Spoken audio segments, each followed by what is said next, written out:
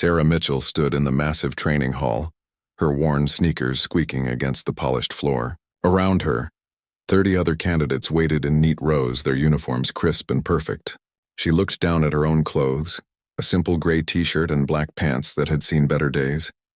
The fabric was faded and there was a small tear near the hem that she had tried to hide by tucking it in. The room buzzed with whispers and nervous energy. Most of the candidates came from military families, their fathers and mothers serving in elite units across the country. They had trained their whole lives for this moment, in expensive gyms with professional coaches. Sarah had trained in her backyard, using tree branches for pull-ups and old tires for obstacle courses. She had grown up in a small town 3 hours away from the capital. Her mother worked double shifts at the hospital, and her father had passed away when she was 12. There was no money for fancy training programs or special equipment. Everything Sarah knew, she had taught herself by watching videos online and reading borrowed books from the library. A tall candidate named Marcus stood near the front, his posture perfect and confident. He came from a long line of generals and had been featured in magazines as a rising star. Next to him was Jennifer, whose uncle commanded the Northern Fleet. They spoke in low voices, occasionally glancing back at the other candidates with amused expressions. Sarah tried to ignore the stares. She knew what they were thinking. What was someone like her doing here? This selection was for the best of the best, for those who had proven themselves worthy through years of preparation and family legacy. She was an outsider, accepted only because she had somehow scored perfectly on the written entrance exam. The examination board had been shocked. They had called her in for 3 separate interviews, convinced there must have been some mistake. How could a girl from nowhere, with no formal training, score higher than candidates who had spent their entire lives preparing? But the results were valid, and they had no choice but to let her participate. Commander Jack Harrison entered the room and everyone snapped to attention. He was a legend, a man who had led countless successful missions and trained some of the finest operatives in the country. His face was weathered, with scars that told stories of battles fought and won. His eyes were sharp, missing nothing as they swept across the rows of candidates. 2 other instructors followed him. Captain Rodriguez, a woman known for her brutal training methods, and Lieutenant Chen, who specialized in tactical operations. They took positions on either side of the commander, their expressions neutral but evaluating.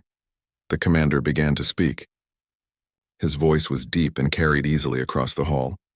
He explained that they would be testing physical endurance, mental strength, tactical thinking, and the ability to perform under extreme pressure. Only 5 candidates would be selected to join the Black Talon program, the most secretive and demanding special operations unit in the country. Sarah felt her heart racing. The Black Talon was a myth to most people, a unit so elite that its members operated in complete anonymity. They handled missions that no one else could, in places that officially did not exist. To be chosen for Black Talon meant you were among the absolute best. The first test began immediately. A series of physical challenges that pushed every candidate to their limits. They ran through obstacle courses, climbed walls, crawled through mud under barbed wire, and carried heavy equipment across long distances.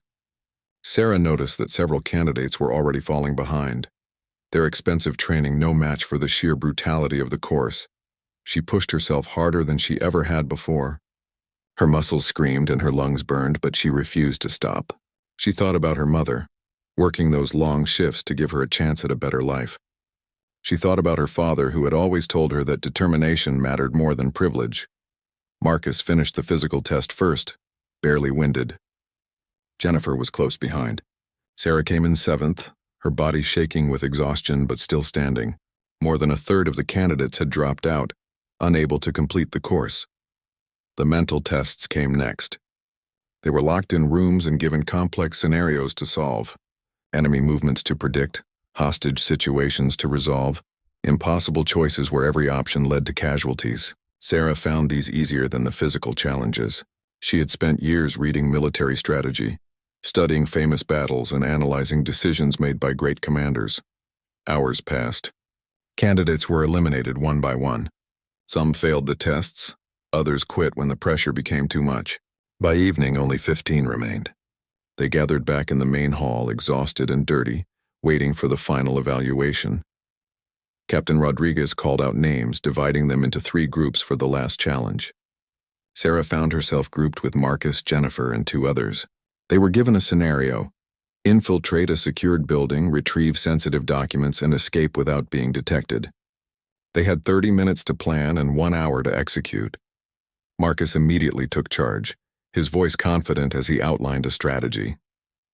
But Sarah noticed flaws in his approach.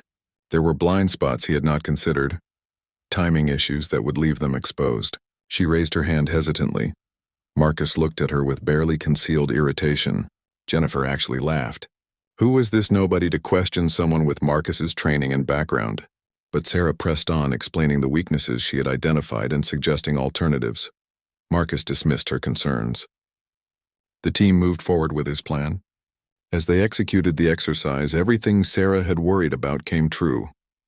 Guards spotted them at a checkpoint Marcus had deemed safe. Alarms sounded when they triggered a sensor he had overlooked. By the time they reached the documents, their time was nearly up and they were surrounded by simulated enemies. The exercise ended in failure. Marcus was furious, blaming everyone but himself. Jennifer stood silent, her earlier confidence shaken. The other 2 team members looked defeated. They returned to the hall where the commander and his instructors waited. One by one, the groups reported their results. Most had failed in various ways. A few had succeeded, but with significant compromises. The tension in the room was thick as Commander Harrison prepared to announce his selections. He called 4 names. Marcus was first despite his failure, his family name carrying weight. Jennifer was second. 2 others followed, both from distinguished military backgrounds. Sarah waited, her heart sinking. There was 1 spot left and at least 5 candidates still standing. The commander looked directly at her. The room fell silent. Then the whispers started, quiet at first but growing louder. Candidates exchanged glances, some smirking, others looking confused. The girl who came from nowhere, who had no connections, no prestigious background, who had just been part of a failed exercise, stood there. Her clothes still muddy, her face exhausted. Marcus shook his head slightly, a small smile on his lips. Jennifer whispered something to the candidate next to her and they both snickered. The mocking echoed around the room, subtle but unmistakable. The message was clear. Sarah did not belong here, but Commander Harrison just watched her, his expression unreadable.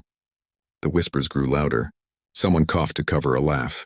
The instructors shifted uncomfortably, waiting for the commander to call the final name.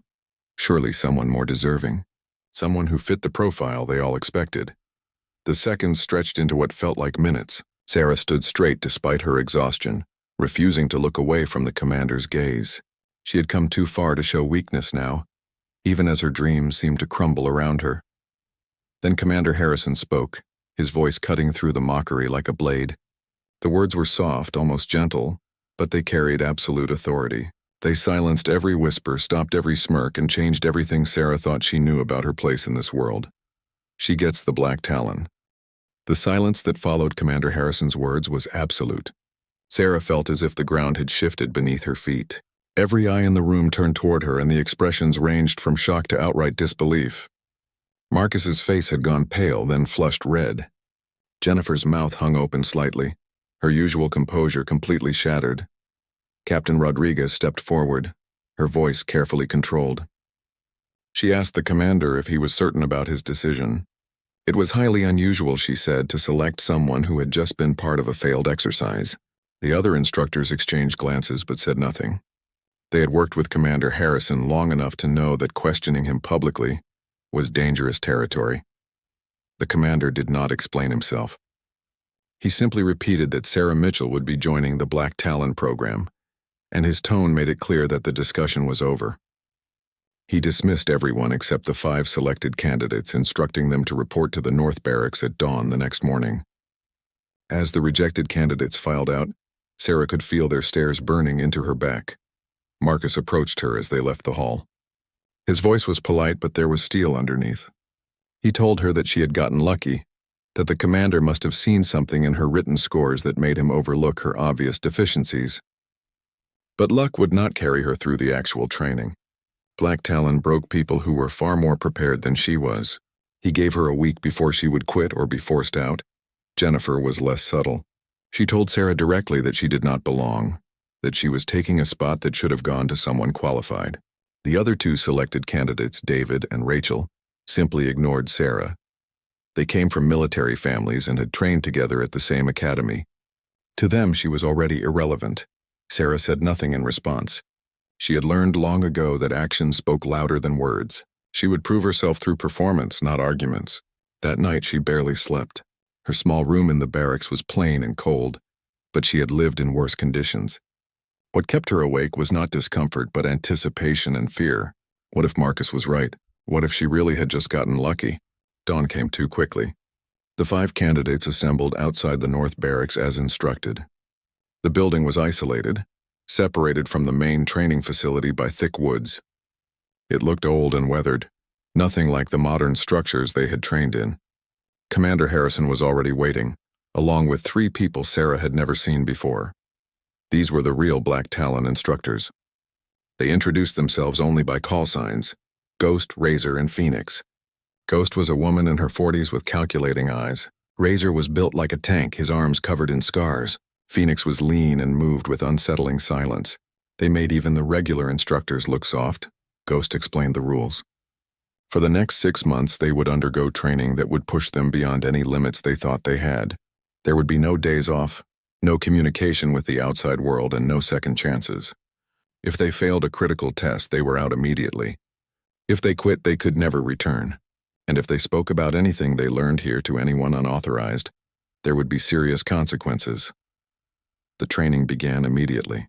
They were sent into the woods with minimal supplies and told to survive for 72 hours while being hunted by experienced trackers. There would be no food provided, no shelters, and no maps. They had to evade capture while making their way to a checkpoint 15 miles away. Sarah had some experience with outdoor survival from camping trips with her father years ago, but this was different. The trackers were professionals and the woods were vast and unforgiving. Within hours, she was separated from the other candidates. She could hear dogs barking in the distance and realized they were using tracking animals. She moved carefully, using streams to mask her scent and staying in areas with dense undergrowth. At night, the temperature dropped dramatically, and she had no way to start a fire without giving away her position. She shivered in the darkness, wrapped in leaves and moss, trying to conserve body heat. Her stomach ached with hunger, but she pushed the discomfort aside. On the second day, she found edible plants that she recognized from her research. They were not much, but they gave her enough energy to keep moving. She also discovered tracks left by Rachel, one of the other candidates. The tracks were careless, easy to follow. Sarah realized that Rachel was panicking, making mistakes. Then she heard voices. The trackers had found Rachel's trail too. Sarah had a choice: continue toward the checkpoint alone or try to help Rachel evade capture. Every instinct told her to keep moving, to focus on her own survival. But something made her pause. Black Talon was not just about individual skill. It was about being part of a team that operated in impossible situations.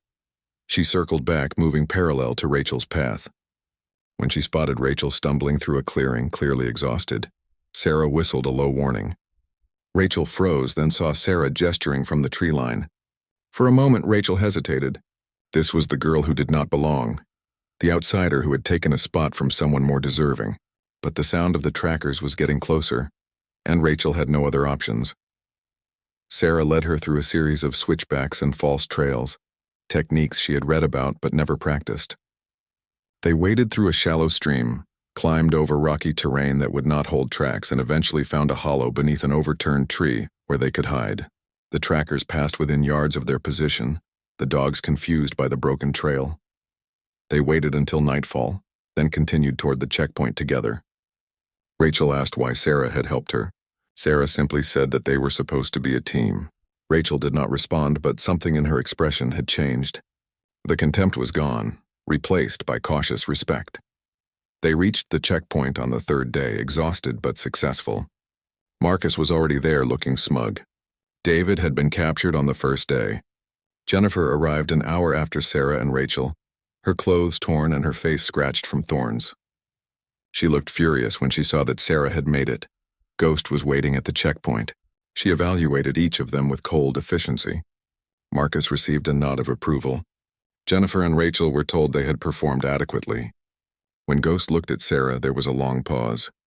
Then she asked how Sarah had evaded the dogs. Sarah explained her methods, and Ghost's expression shifted slightly. It might have been approval, though it was hard to tell. The group was given 6 hours to rest and eat before the next phase of training began. They were taught hand-to-hand combat techniques that were brutal and efficient, designed to disable opponents quickly. Sarah struggled with this. She was smaller than the others and lacked their years of martial arts training. Marcus took particular pleasure in demonstrating techniques on her, always applying just a little more force than necessary. During one sparring session, he caught her in a hold that made her shoulder scream with pain. He whispered that she should quit before she got seriously hurt. Sarah refused to tap out. She endured the pain until the instructor called time. Her shoulder was badly bruised, but she showed up for training the next morning without complaint. Weeks passed in a blur of exhaustion and pain. They learned weapons handling, tactical driving, explosives, communications, and dozens of other skills. Sarah absorbed everything like a sponge, staying up late to practice and review. She was always the first one awake and the last one to sleep. The other candidates began to notice that while Sarah might not have their background, she had something else, an unbreakable determination. Rachel started training with Sarah in their spare time, helping her improve her combat techniques. In return, Sarah helped Rachel with tactical planning, an area where Rachel struggled. Even David began to show grudging respect, though he remained distant. Only Marcus and Jennifer continued to treat Sarah as an inferior, though their comments had become less frequent. The instructors pushed them harder each week.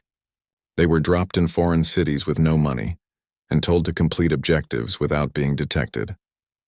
They were subjected to interrogation simulations that were psychologically devastating. They were forced to make impossible choices in scenario after scenario, learning that sometimes there were no good options. Commander Harrison appeared occasionally to observe their progress.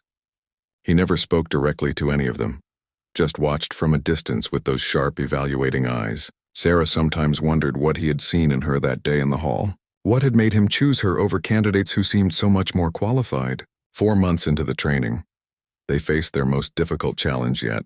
They were told that only 4 of them would graduate. 1 person would be cut from the program. The decision would be based on performance in a final extended mission that would test everything they had learned. The mission briefing would come the next morning. That night, tension filled the barracks. Everyone knew they were being evaluated not just on skills, but on how they worked together under pressure. Marcus and Jennifer stayed up late, clearly plotting strategy. David sat alone, methodically checking his equipment. Rachel came to Sarah's bunk and sat down. Rachel admitted that she had been wrong about Sarah. She had judged her based on background and appearance, but Sarah had proven to be one of the strongest candidates. Rachel said that if one of them had to be cut, she hoped it would not be Sarah. It was the first time anyone had acknowledged Sarah as an equal, and it meant more than Rachel probably realized. The next morning, Ghost assembled them and explained the mission. They would be inserted into a hostile training environment, designed to simulate enemy territory. Their objective was to locate and extract a high-value target, while avoiding capture by opposing forces. The mission would last 5 days.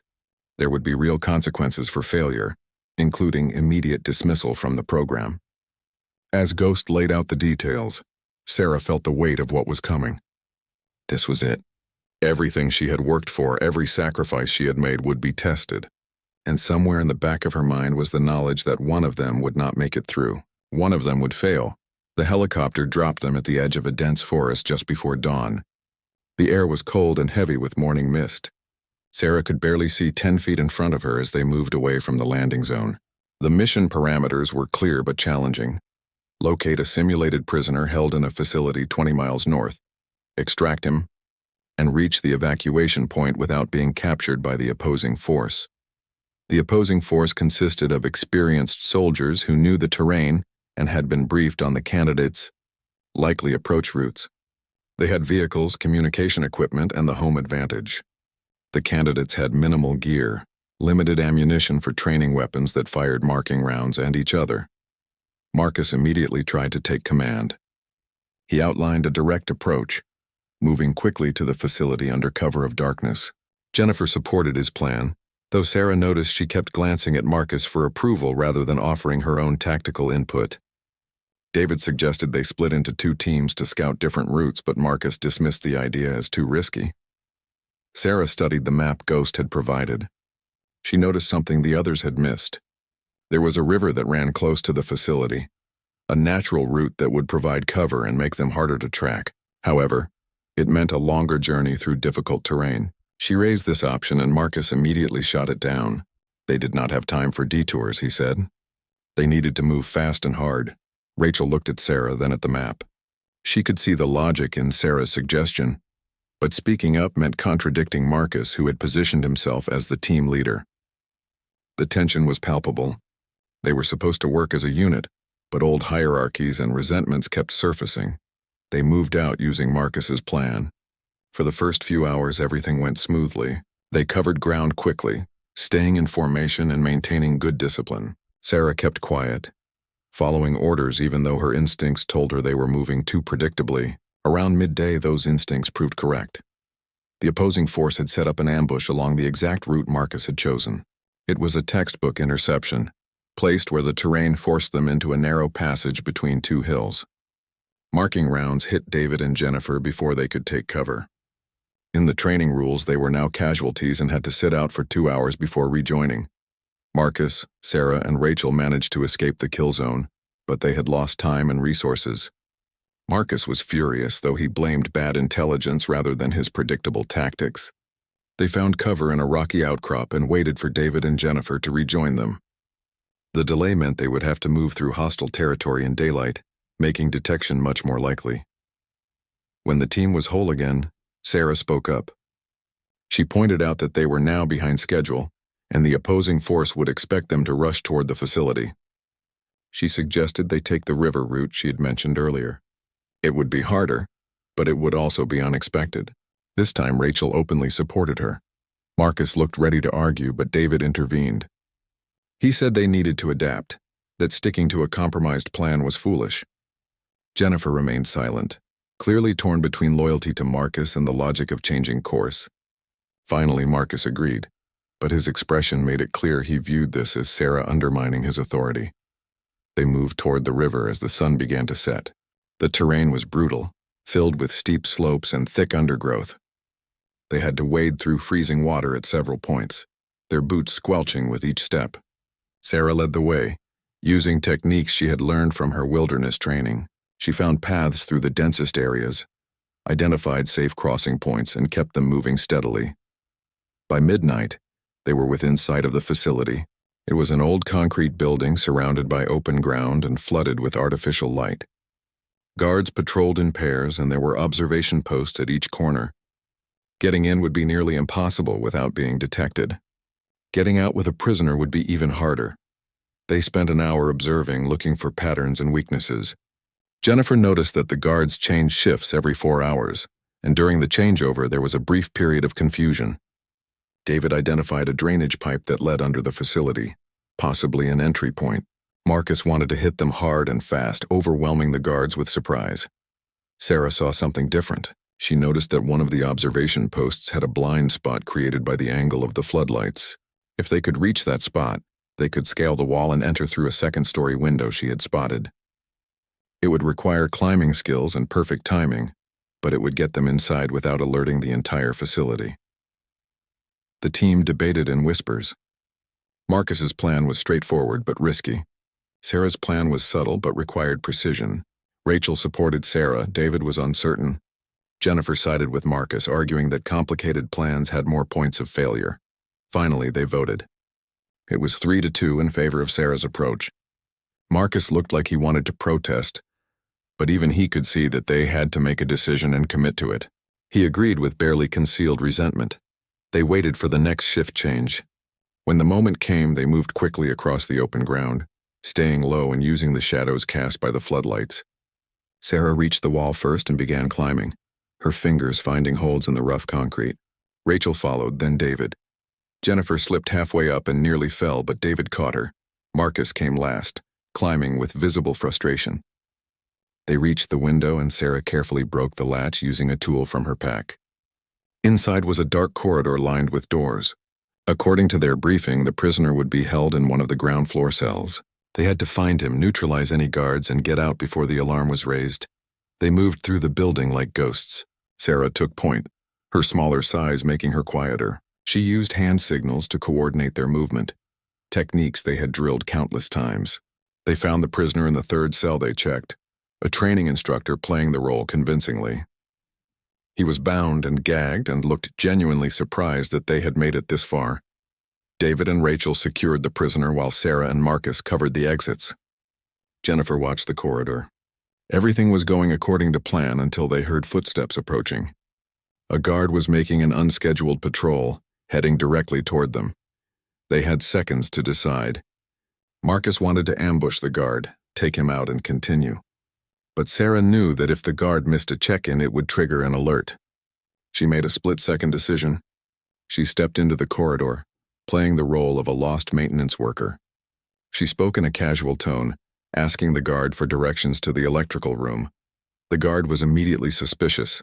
He demanded identification. Sarah kept talking, moving closer, using body language that seemed confused and harmless. When she was within reach, she struck fast, a move Razor had taught her that targeted nerve clusters. The guard dropped silently and David dragged him into an empty cell. They had maybe 10 minutes before someone noticed he was missing. They moved quickly toward the extraction point, the drainage pipe David had identified. It was tight and filthy, filled with stagnant water that smelled terrible. They had to crawl single file, pushing the prisoner ahead of them. Sarah went first, using a small flashlight to navigate. Halfway through, they heard alarms. Someone had discovered the unconscious guard or noticed the missing prisoner. The sound of boots pounding echoed through the facility above them. They were running out of time. Sarah pushed faster, ignoring the water that soaked her clothes and the scrapes on her elbows and knees. They emerged from the pipe into a wooded area outside the facility perimeter. Behind them, lights swept across the grounds as the opposing force mobilized. They had the prisoner, but they still had to reach the evacuation point 5 miles away. The opposing force would be searching everywhere, and they would have vehicles. Marcus wanted to move fast, straight toward the evac point. But Sarah knew they would have roadblocks set up on the direct routes. She suggested they head west first, away from the evac point, then circle back through terrain too rough for vehicles. It would take longer, but it would keep them out of the enemy's search pattern. The team gathered in cover, assessing the situation. The checkpoint was well positioned, covering the only practical route forward. There were at least 8 soldiers, alert and armed. A frontal assault would fail. Sneaking past seemed impossible. They needed a different approach, something unexpected. Sarah looked at their situation and formed an idea. It was risky, borderline crazy, but it might work. She explained it quickly and the others stared at her like she had lost her mind. Even Rachel looked uncertain. But they were out of options and out of time. Marcus met Sarah's eyes. For the first time since the mission started, she saw something other than resentment there. Maybe it was respect or maybe just desperation. He nodded once. They would try Sarah's plan.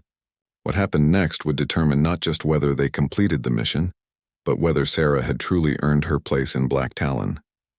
Sarah's plan was simple in concept but difficult in execution. They would create a diversion on the left flank, making the opposing force think that was their main route.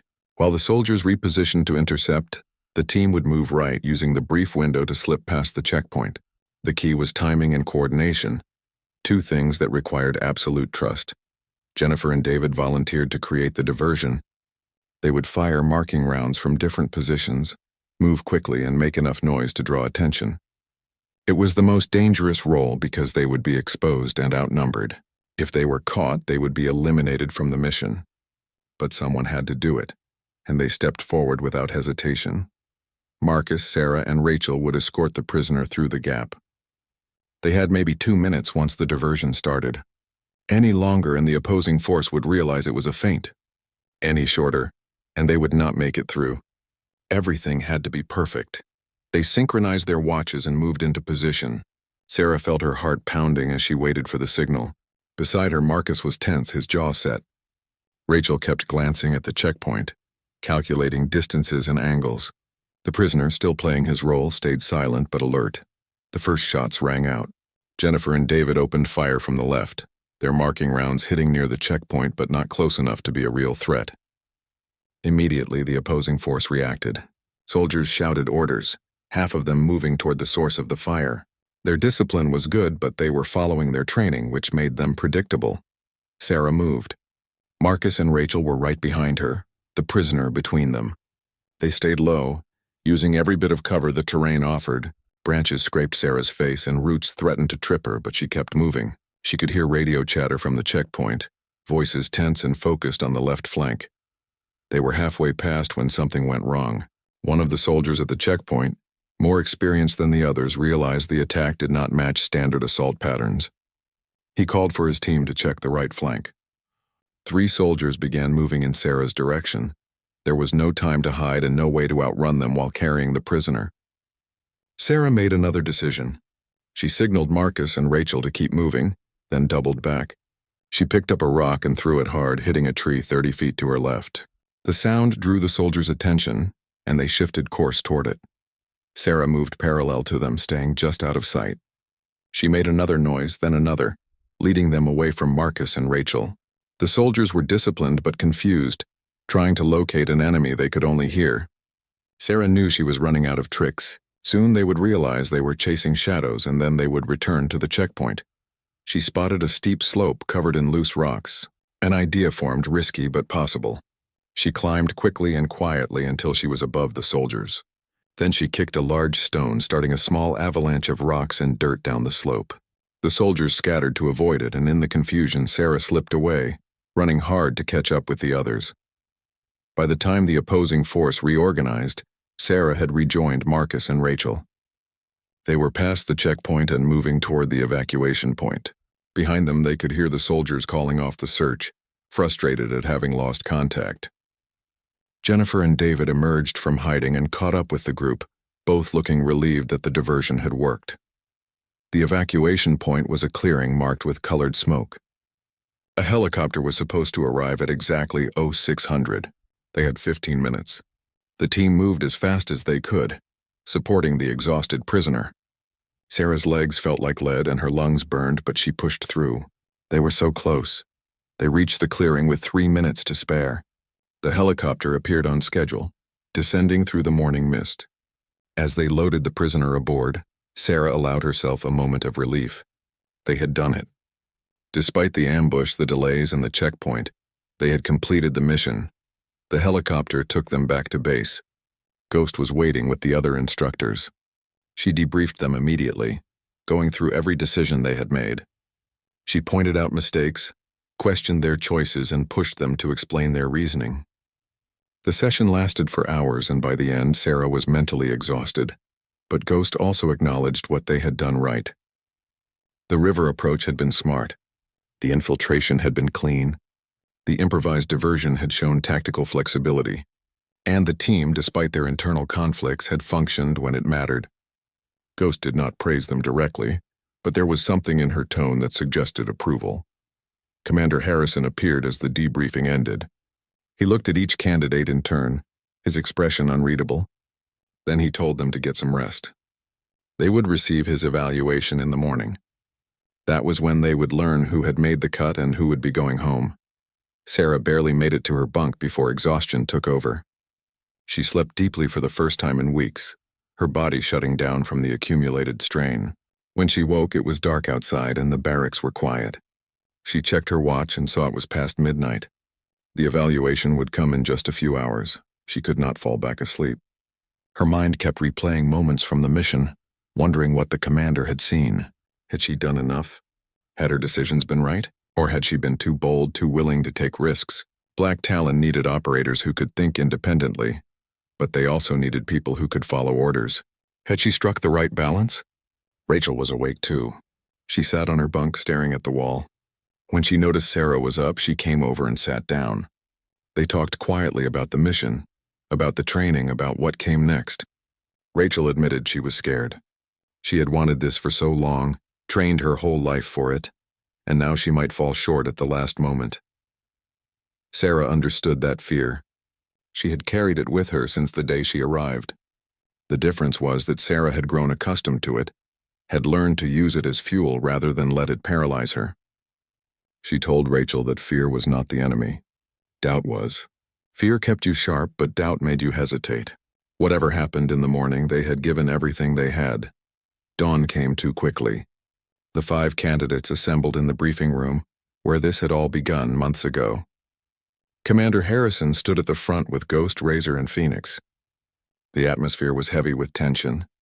Sarah noticed that Marcus looked confident, his posture relaxed. Jennifer seemed nervous, her hands clasped tightly. David was stoic as always.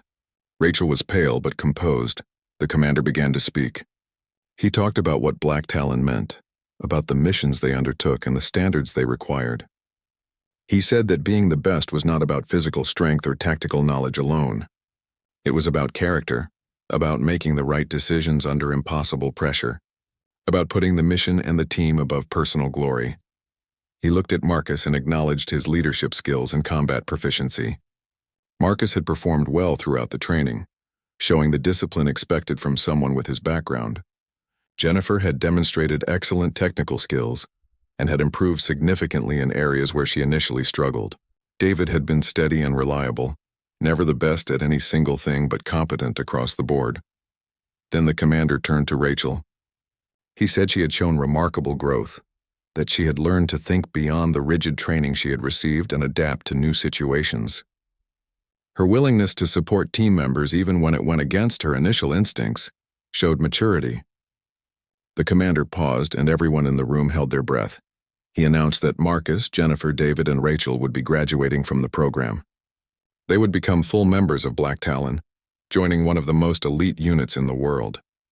Relief flooded their faces. Marcus allowed himself a small smile. Jennifer looked like she might cry. David nodded once, accepting the news with his usual calm. Rachel glanced at Sarah, her expression conflicted. Sarah felt her world crashing down. She had known this might happen, but knowing did not make it hurt less. She had given everything, pushed herself beyond limits she did not know she had. And it was not enough. She was the one being cut, the outsider who never really belonged. Commander Harrison let the silence stretch. Then he said something that changed everything. He said that Black Talon was not just one team. It was multiple cells operating independently across the world. The 4 candidates he had just named would be assigned to Cell 3, joining experienced operators who would complete their training. But there was another cell, Cell 1, that operated on the most dangerous and sensitive missions. This cell was smaller, more selective, and required operators with unique qualities. The commander looked directly at Sarah. He said that from the beginning he had been evaluating her for a different role. Everything she had done, every challenge she had faced had been a test for Cell 1. Sarah could not process what she was hearing. The other candidates looked equally shocked. Marcus's smile had frozen on his face. Ghost stepped forward and explained that Cell 1 needed someone who could think creatively under pressure, who did not rely on conventional training or standard procedures. They needed someone who had learned to survive and adapt without the advantages others took for granted. The commander said that Sarah had demonstrated these qualities consistently. Her survival skills, her tactical improvisation, her ability to lead without formal authority, and most importantly, her refusal to give up despite facing constant doubt from those around her. These were the traits Cell 1 required. He offered Sarah the position, but he was also clear about what it meant. Cell 1 missions were more dangerous, more complex, and more likely to end badly. She would be working with operators who had decades of experience, and she would have to prove herself every single day. There would be no room for error and no second chances. If she accepted, her life would never be normal again. Sarah did not hesitate. She accepted immediately. The commander nodded, almost as if he had expected nothing less. He told her to report to a different facility the next morning, where she would begin the next phase of training. The Cell 1 operators were waiting to meet her. The briefing ended and the candidates were dismissed. The others congratulated each other, their relief and excitement palpable. Marcus approached Sarah. For a moment she thought he might say something cutting, one last reminder that she did not belong. Instead, he extended his hand. He said he had been wrong about her, that she had earned this in a way he was only beginning to understand. It was not quite an apology, but it was close. Jennifer was less gracious, clearly struggling with the revelation that Sarah had been selected for something even more elite than what she had achieved. But she managed a stiff congratulations. David simply nodded his respect. Rachel hugged Sarah tightly, telling her she had known all along that Sarah was special. That evening, Sarah packed her few belongings. She stood in the barracks one last time, looking at the place where she had suffered and grown. Tomorrow would bring new challenges, new tests, new people who would doubt her. But she was ready. She had learned that belonging was not given. It was earned through blood, sweat, and the refusal to quit. As she left the barracks, she saw Commander Harrison standing outside. He was alone, looking out at the training grounds where it had all begun. Sarah approached him, wanting to thank him, to ask him what he had seen in her that day when everyone else saw only someone who did not fit. The commander spoke before she could. He said that most people looked at candidates and saw their training, their background, their pedigree, but he had learned long ago that those things did not predict who would succeed in the field. What mattered was hunger, the deep need to prove something to yourself in the world. He had seen that hunger in Sarah from the moment she walked into the selection hall. He told her that the road ahead would be harder than anything she had faced so far. There would be moments when she questioned whether she had made the right choice, when the weight of the missions would seem unbearable. But he had no doubt she would succeed, because she had already overcome the hardest obstacle. She had learned to believe in herself even when no one else did. Sarah thanked him, her voice thick with emotion. The commander simply nodded and walked away, leaving her alone with her thoughts. She looked up at the stars, thinking about her mother who had sacrificed so much to give her opportunities, and her father, who had taught her that determination mattered more than privilege. They would be proud of her, she knew. Tomorrow, she would meet the operators of Cell 1. She would begin missions that most people would never know existed. She would face dangers that would test everything she had learned and more. But tonight, for just a moment, she allowed herself to feel what she had earned. Not just a place in Black Talon, but proof that she had been right all along. She did belong, not because of where she came from, but because of who she had become. The facility Sarah reported to the next morning was nothing like the training compound. It was a nondescript building in an industrial area, the kind of place you would drive past without a second glance. There were no signs, no guards visible at the entrance, nothing to suggest it was anything other than an abandoned warehouse. But Sarah knew better. The most dangerous places were often the ones that looked the most ordinary. She entered through a side door using the code Commander Harrison had given her. Inside, the building was surprisingly modern. Clean hallways with harsh fluorescent lighting led deeper into the structure. Her footsteps echoed as she walked, following the directions to a briefing room on the second floor. Her stomach churned with nervous energy. She was about to meet the people she would be working with, operators who had done things she could only imagine. The briefing room door was open. Inside, 3 people sat around a table covered with maps and documents. They looked up as Sarah entered, and she felt their eyes evaluating her in an instant. These were not instructors. These were hunters, predators who had survived in places where mistakes meant death. The first was a man in his early 40s with gray streaking his dark hair. He had the weathered look of someone who had spent years in harsh climates. His eyes were sharp and calculating. He introduced himself as Hawk, team leader of Cell 1. His handshake was firm but not aggressive, a test of confidence more than strength. The second was a woman about the same age, compact and athletic with scars visible on her forearms. She went by Viper and her smile was friendly, but her eyes missed nothing. She was the team's specialist in infiltration and close-quarters combat. When she shook Sarah's hand, Sarah felt the calluses of someone who had spent countless hours training. The third was younger, maybe early 30s, with a lean build and nervous energy barely contained. He was called Tech, and he handled all electronic warfare, communications, and digital operations. He gave Sarah a quick nod, already turning his attention back to a laptop covered in code. Hawk gestured for Sarah to sit. He did not waste time with pleasantries. He explained that Cell 1 operated differently from other units. They were given missions that were politically sensitive, strategically critical, or simply too dangerous for conventional forces. They worked alone with minimal support, in countries where the government could not acknowledge their presence. If something went wrong, there would be no rescue, no backup, no official recognition. He asked Sarah what Commander Harrison had told her about the cell. She explained that she had been told she was being evaluated for a different kind of role, one that required unconventional thinking. Hawk nodded. He said that was part of it, but there was more. Cell 1 needed someone who could adapt to situations that had no playbook, someone who understood what it meant to operate without advantages or safety nets. Viper spoke up. She said they had read Sarah's file, watched her performance during training. They knew about her background, her lack of formal preparation, and how she had succeeded anyway. But files and training were one thing. Real missions were completely different.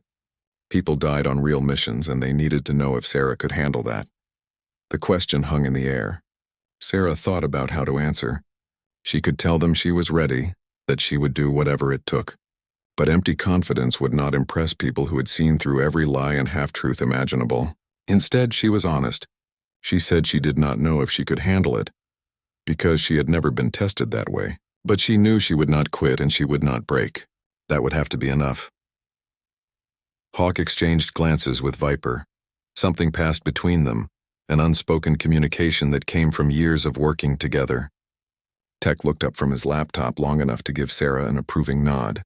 Hawk stood and told Sarah that her first real test would come sooner than she expected. They had a mission briefing in 2 hours. She should use the time to get familiar with the facility and prepare herself mentally. Sarah spent the next 2 hours exploring. The facility had everything a team might need. An armory with weapons she had only seen in manuals, a medical bay equipped for field surgery, communication rooms filled with technology she barely understood, and training areas designed to simulate any environment. It was impressive and intimidating in equal measure. She found herself in the armory, looking at the various weapons. Tech appeared beside her, moving so quietly she had not heard him approach. He asked if she had a preferred weapon. Sarah admitted she was competent with standard firearms but had not specialized. Tech handed her a compact rifle and told her to test it on the range downstairs. As she practiced, he watched and offered small adjustments to her stance and grip. Tech was easier to talk to than the others. He explained that he had joined Cell 1 3 years ago after serving in military intelligence. He understood what it was like to be the new person, to feel like everyone else was operating on a different level. He told Sarah that the key to surviving in Cell 1 was not trying to be like Hawk or Viper. It was bringing your own strengths and trusting the team to fill in the gaps. The briefing began exactly on time. Hawk pulled up satellite images on a large screen. The target was a compound in a country Sarah recognized from news reports about ongoing conflicts. Intelligence suggested that a group was holding several hostages, including a diplomat whose capture had not been publicly acknowledged. The mission was to infiltrate the compound, verify the hostages' location, and report back. Extraction would be a separate operation if the intelligence was confirmed. It sounded straightforward, but Hawk's expression suggested otherwise. He explained the complications. The compound was heavily guarded, in a region where foreigners stood out immediately. Local authorities could not be trusted, and the group holding the hostages had proven to be unpredictable and violent. Previous attempts to gather intelligence had failed, with one operative barely escaping with their life. Viper laid out the plan. They would enter the country using cover identities as humanitarian workers. Tech would provide electronic support and handle communications. Hawk and Viper would do the actual infiltration, and Sarah would serve as their backup and escape coordinator, learning how Cell 1 operated while contributing where she could. Sarah listened carefully, absorbing every detail. She asked questions about timing, backup plans, and what would happen if they were compromised. Hawk answered each one, and she could tell he was evaluating how she thought, whether she understood the layers of complexity in a real operation. They spent the rest of the day preparing. Sarah was given a cover identity complete with documents, backstory, and a crash course in the humanitarian organization she was supposedly representing. She practiced her story until it felt natural, until she could answer questions without hesitation. Viper worked with her on situational awareness, teaching her how to spot surveillance and avoid drawing attention. That evening, as Sarah reviewed her mission materials, Hawk found her in the briefing room. He sat down across from her and asked if she was scared. Sarah considered lying, but she knew Hawk would see through it. She admitted that she was terrified. She had trained for months, but this was real. Real hostages, real danger, real consequences. Hawk said that fear was good. Operators who were not afraid made stupid mistakes. The key was channeling that fear into focus and alertness. He told her about his first mission with Cell 1, how he had been so nervous he barely slept for 2 days beforehand. But when the moment came, training took over, and he had done what needed to be done. The same would happen for Sarah. He also gave her one critical piece of advice. In the field, There would be moments when the plan fell apart, when everything seemed to be going wrong. In those moments, she needed to trust her instincts and her team. Second-guessing would get her killed. Making a decision, even an imperfect one, was better than freezing. They deployed 3 days later. The flight was long, with multiple connections to maintain their cover. Sarah traveled separately from the others, playing her role as a young humanitarian worker heading to a conflict zone for the first time. She kept her nervousness real, using it to make her cover more believable. No one would suspect that a scared young aid worker was actually part of a special operations team. The country was hot and dusty, with visible signs of ongoing conflict. Buildings showed damage from fighting, and military checkpoints dotted the roads. Sarah met up with Hawk, Viper, and Tech at a safe house in the capital. The building was run down, blending perfectly with the neighborhood. Inside, Tech had already set up his equipment, monitoring communications and tracking security forces. They spent 2 days doing reconnaissance, observing the compound from a distance and gathering information about guard routines and security measures. Sarah accompanied Viper on several of these trips, learning how to move through a foreign city without drawing attention, how to observe without being obvious, how to remember details that might prove critical. The compound was formidable. High walls topped with wire, guards at every entrance, and regular patrols inside. Getting in would require perfect timing and a bit of luck. Getting out would be even harder. Hawk modified the plan several times based on what they observed, adapting to realities that had not been apparent from satellite images. On the third night, they made their move. Sarah's role was to stay at a position 1 block away, monitoring communications and ready to create a diversion if needed. She sat in a dark room with Tech, watching screens that showed thermal images of the compound and listening to encrypted radio chatter between Hawk and Viper. She watched as the 2 operators approached the compound, using shadows and blind spots to avoid detection. They moved with a fluid efficiency that came from years of experience. They reached the wall and began their climb, disappearing from the thermal view as they entered the compound. Sarah's heart pounded as she waited, every second stretching into eternity. Tech remained calm, his fingers flying across keyboards as he monitored multiple channels. He whispered updates to Sarah, explaining what he was seeing and how he was jamming certain frequencies to prevent the guards from coordinating. It was a delicate balance, disrupting enough to help Hawk and Viper without triggering alarms that would bring the entire security force down on them. Then everything went wrong. Hawk's voice came through the radio, tense and urgent. They had found the hostages, but there were more guards than expected. They were pinned down in the compound's main building, unable to move without being detected. They needed a diversion, something big enough to draw attention away from their position. Sarah looked at Tech. This was the moment Hawk had warned her about, when the plan fell apart and decisions had to be made. Tech was too valuable to risk, and his equipment was needed for the extraction. That left Sarah. She grabbed the emergency kit they had prepared, checked her weapon, and told Tech she was going in. Tech tried to argue, but Sarah was already moving. Sarah ran through the dark streets, her mind racing through options. She needed to create a diversion big enough to pull guards away from Hawk and Viper's position, but not so large that it would bring additional security forces from across the city. She had maybe 5 minutes before the situation inside the compound became critical. The emergency kit contained smoke grenades, flashbangs, and a small explosive charge meant for destroying equipment in an emergency. Sarah spotted a row of parked vehicles 2 blocks from the compound's north gate. If she could create chaos there, the guards would assume an attack was coming from that direction. It might give Hawk and Viper the window they needed. She reached the vehicles and placed the explosive charge on one of them, setting a timer for 90 seconds. Then she moved to a position with good cover and pulled out the smoke grenades. Her hands were steady despite the adrenaline flooding her system. She had trained for moments like this, but training and reality were different things. Here, mistakes had real consequences.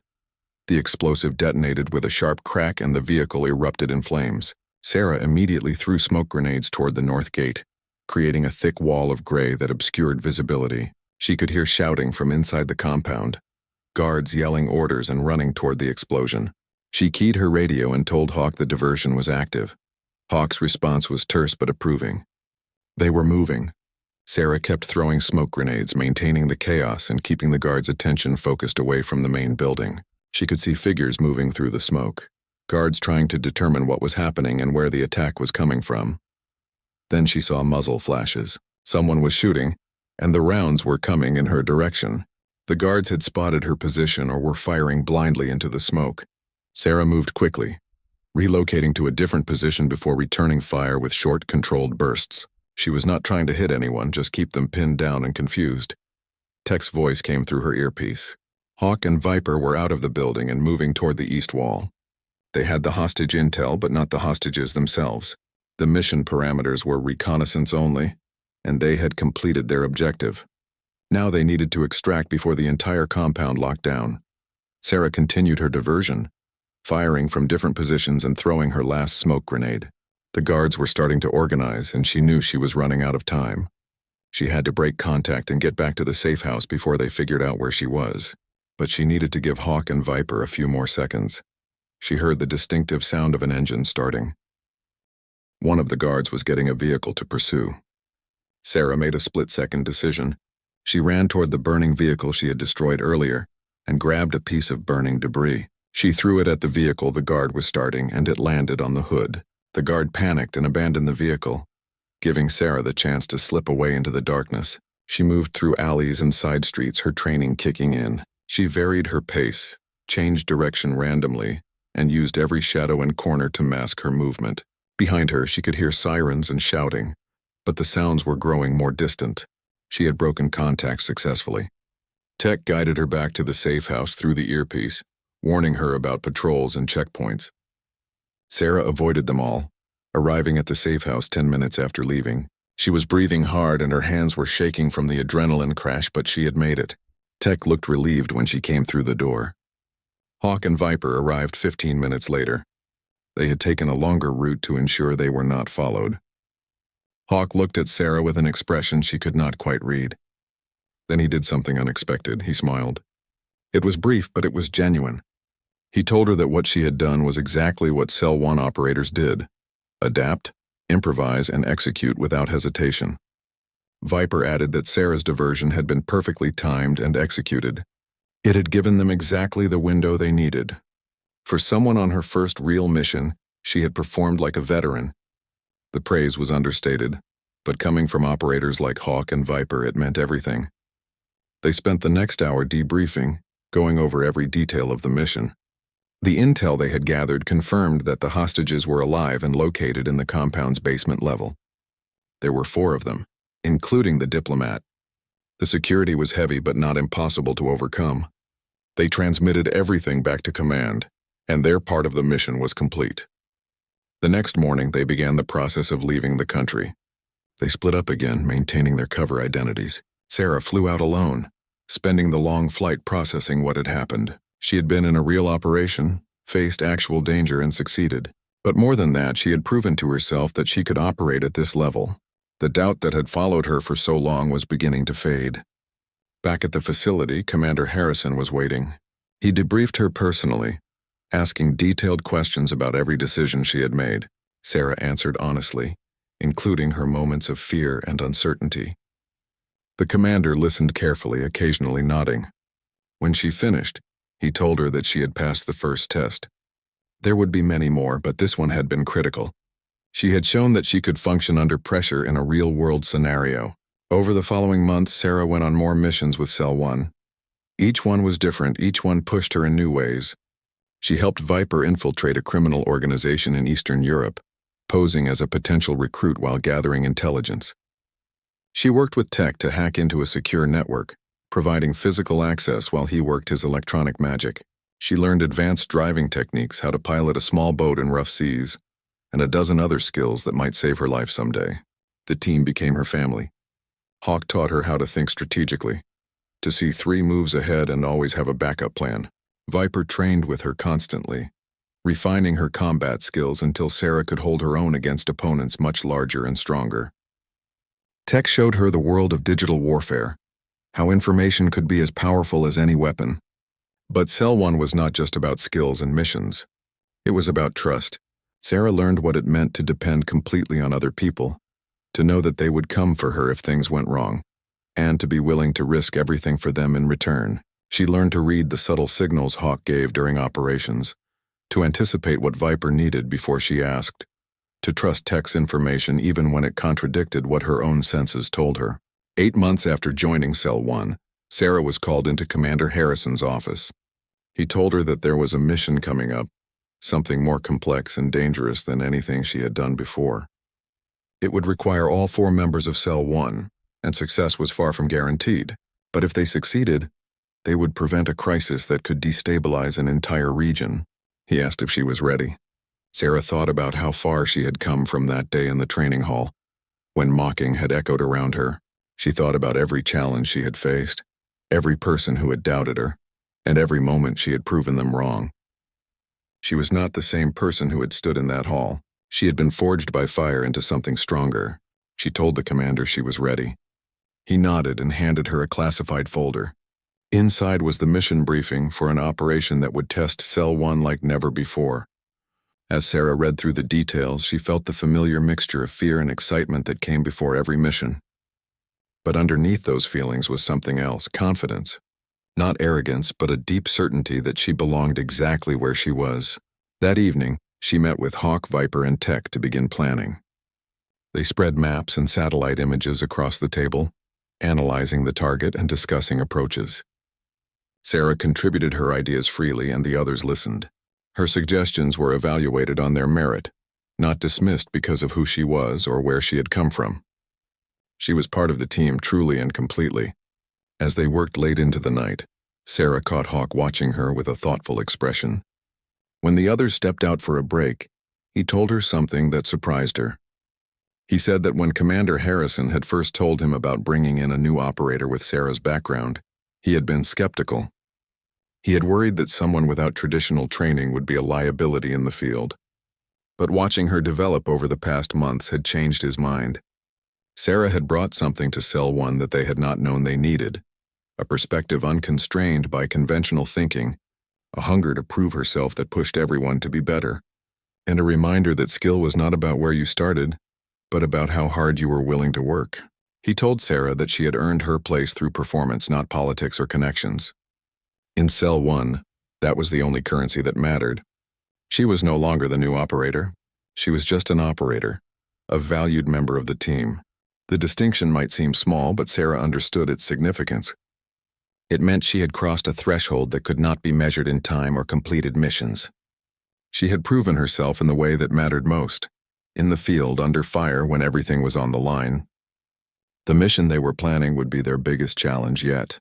Sarah knew there would be moments of danger, times when success seemed impossible, but she would face those moments with her team beside her, with skills earned through brutal training and real-world experience, and with the knowledge that she had already overcome the greatest obstacle, proving to herself that she was capable of extraordinary things. The outsider had become an insider. The girl who had been mocked had earned the respect of some of the finest operators in the world, and the journey was just beginning. The mission briefing was unlike anything Sarah had seen before.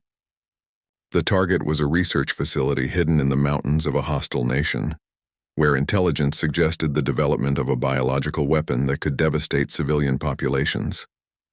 3 attempts to gather information had failed. 2 operatives had been captured, their fates unknown. The 3rd had escaped but died from injuries before providing a full report. Cell 1's objective was to infiltrate the facility, gather evidence of the weapon program, and if possible, sabotage the research without leaving any trace of foreign involvement. The mission window was narrow, just 72 hours, timed to coincide with a shift change in the security personnel. After that, the facility would be relocated to a new site and the opportunity would be lost. The briefing lasted 3 days. Every detail of the facility was analyzed, from guard rotations to ventilation systems. Tech worked around the clock, hacking into satellite feeds and intercepting communications to build a complete picture. Viper studied the facility's layout, identifying entry points and escape routes. Hawk coordinated with command, securing equipment and backup resources. Sarah absorbed everything, knowing that this mission would demand everything she had learned. They deployed under cover of an approaching storm. The weather would provide concealment, but also make the operation more difficult. They traveled separately, using different routes and cover identities, converging at a staging point 20 miles from the facility. The mountains were cold and unforgiving, with steep slopes covered in ice and snow. The first challenge was reaching the facility undetected. Security patrols extended for miles around the complex, and satellite surveillance meant they could not move during daylight. They traveled at night, using night vision equipment and moving slowly to avoid triggering motion sensors. Tech had identified gaps in the sensor network, narrow corridors where they could pass undetected, but the margins were razor thin. Sarah carried equipment for Viper, who would lead the actual infiltration. Her role was to secure the perimeter and provide backup if things went wrong. It was not a glamorous position, but it was critical. If external security collapsed, the entire mission would fail. She had trained for this, practiced the scenarios dozens of times, but real operations always brought unexpected complications. They reached the outer perimeter on the second night. The facility was larger than the satellite images had suggested, with multiple buildings connected by underground tunnels. Lights blazed from guard towers, and she could see armed patrols moving in coordinated patterns. Getting in would require perfect timing and a significant amount of luck. Hawk established their observation post in a rocky outcrop with clear sightlines to the facility. From here, they could monitor activity and coordinate their movements. Tech set up his equipment, tapping into the facility's communication network.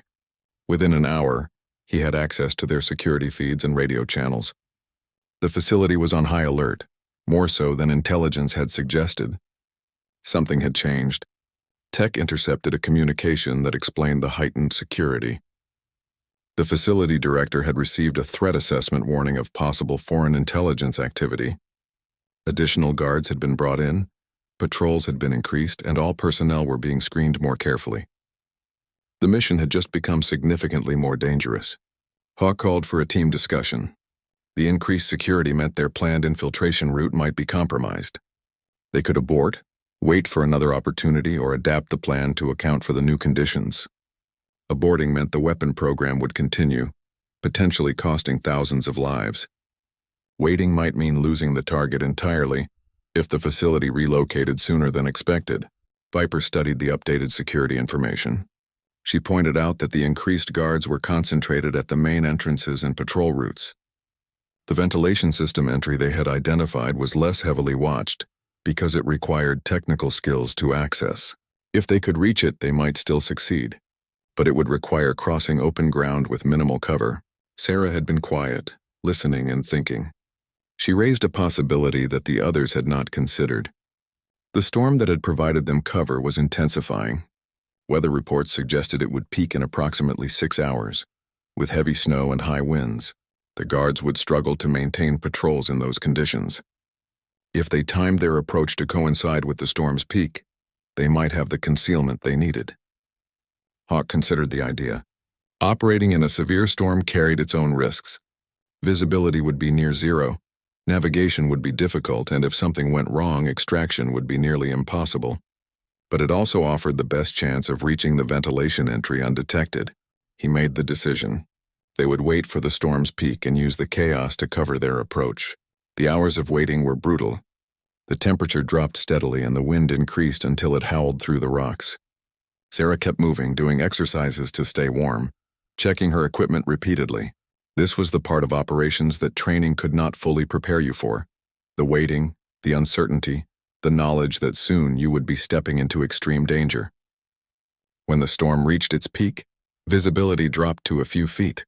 Snow fell so heavily that it created a white wall that made landmarks disappear. Hawk gave the signal and they moved out. Sarah stayed close to Viper, using a tether to avoid getting separated. Every step was a challenge, fighting against wind that threatened to knock them down and cold that bit through their gear. They reached the facility perimeter without encountering patrols. The guards had taken shelter, unable to maintain their posts in the extreme conditions. Tech's thermal imaging showed the ventilation entry ahead, just 50 yards away, but those 50 yards were completely exposed, with no cover except the storm itself. Viper led the way, moving low and fast. Sarah followed, her heart pounding. Behind them, Hawk provided cover while Tech monitored communications for any sign they had been detected. They reached the ventilation shaft and Viper began working on the access panel. Her fingers were clumsy from cold and the lock was more sophisticated than expected. Sarah kept watch, scanning the limited visibility for any sign of guards. Minutes passed, each one feeling like an hour. Then she saw movement, a thermal signature emerging from the storm. A guard was approaching, probably checking on the facility's external systems. He had not seen them yet, but in seconds he would be on top of their position. She signaled Viper, who was still working on the lock. There was no time to hide and nowhere to go. Sarah made a decision. She moved away from the ventilation shaft, creating distance between herself and Viper. Then she deliberately made noise, kicking the metal base of a light pole. The guard's attention snapped toward the sound, away from where Viper was working. Sarah moved through the storm, leading the guard away from the infiltration point. She could hear him following, calling out in his language. She stayed just far enough ahead to keep him pursuing, using the storm to mask her exact position. Tech's voice crackled in her earpiece, warning that the guard had called for backup. She had maybe 2 minutes before more guards arrived. She led the guard in a wide circle away from the facility and into rougher terrain. At a steep embankment, she stopped and waited. When the guard came close, she struck from the storm, using a non-lethal technique to render him unconscious. She dragged him behind rocks where he would be sheltered from the worst of the storm, and zip-tied his hands and feet. He would wake up with a headache and no clear memory of what had happened. By the time she made it back to the ventilation shaft, Viper was inside and Hawk was preparing to follow. Hawk looked at Sarah with what might have been approval, though it was hard to tell through the snow covering his face. Tech's voice confirmed that the guard's backup had found him and were calling for medical attention, assuming he had been injured in the storm. The distraction had worked. Sarah and Hawk descended into the facility through the ventilation system. It was a tight squeeze, and the metal walls were freezing cold. They crawled through narrow passages, following the route Tech had mapped from the facility's blueprints. Sarah's shoulders scraped against the